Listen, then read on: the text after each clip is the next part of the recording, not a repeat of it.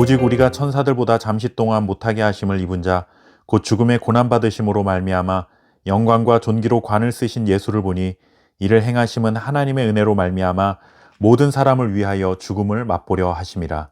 그러므로 만물이 그를 위하고 또한 그로 말미암으니가 많은 아들들을 이끌어 영광에 들어가게 하시는 일에 그들의 구원의 창시자를 고난을 통하여 온전하게 하심이 합당하도다. 아멘. 제사를 드리는 사람들은 제사상을 차릴 때 정해진 자리에 음식을 놓습니다.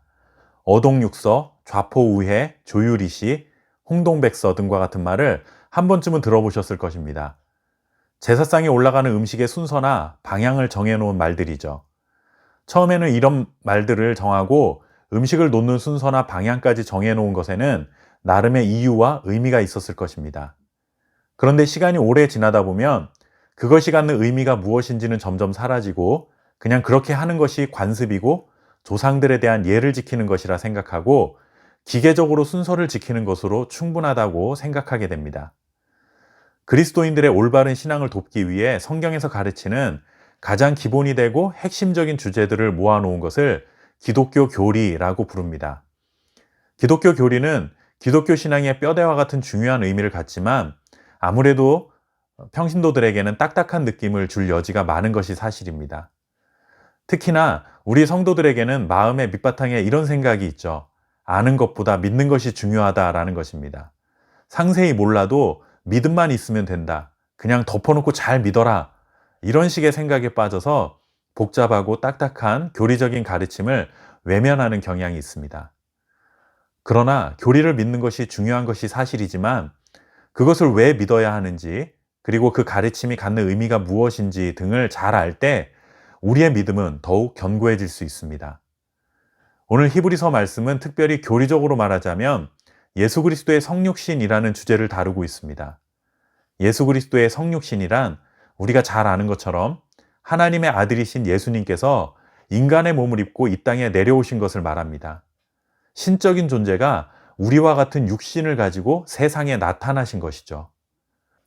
그렇다면 중요한 것은 왜 예수님께서 성육신 하셔야 했는지, 그리고 예수님이 성육신을 하신 것이 우리에게 어떤 의미가 있는지 이런 내용들을 이해해야 하는데 우리는 복잡한 건 다 생략하고 성육신 하심을 믿습니다. 아멘 하고 끝내고 싶어 하죠. 그렇게 되면 처음에 말씀드렸던 제사상을 차릴 때 음식 놓는 순서의 의미에 대해서는 싹 잊어버리고 왜 그렇게 순서를 지켜야 하는지도 모른 채 단순히 순서를 지켰냐 안 지켰냐 하는 것에만 관심을 갖는 것과 같은 것이 됩니다. 성육신하신 예수 그리스도를 믿는 믿음도 중요하지만 우리는 성육신하신 이유와 거기에 어떤 의미가 있는지를 잘 아는 것도 중요합니다. 그래서 히브리서 기자는 성육신에 대한 귀한 가르침을 우리에게 주고 있습니다. 예수님께서 성육신하신 첫 번째 이유는 세상을 다스리시는 왕으로 확증받으시기 위함입니다. 하나님께서는 세상을 만드시고 다스리시는 분인데 그 권한을 우리 사람들에게 위임해 주셨습니다. 그런데 사람들이 그 역할을 제대로 수행하지 못하죠. 결국 하나님은 아들 예수님을 인간의 몸으로 이 땅에 보내셔서 우리가 제대로 수행하지 못한 세상을 다스리고 통치하라는 명령을 잘 수행하고 회복하도록 하셨다라는 것입니다.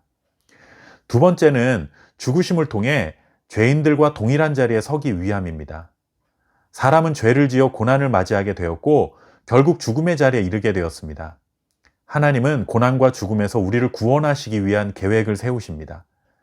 우리를 사망에서 구원하시기 위해서는 죄의 값을 치러야 했는데 죄의 값, 죄의 대가가 무엇인가요? 바로 죽음입니다.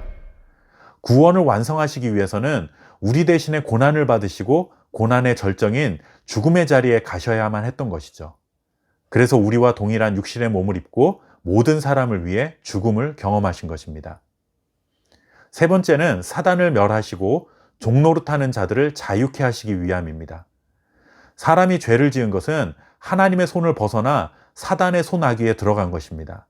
그때부터는 자유를 잃어버리고 죄의 종으로 살게 된 것이죠.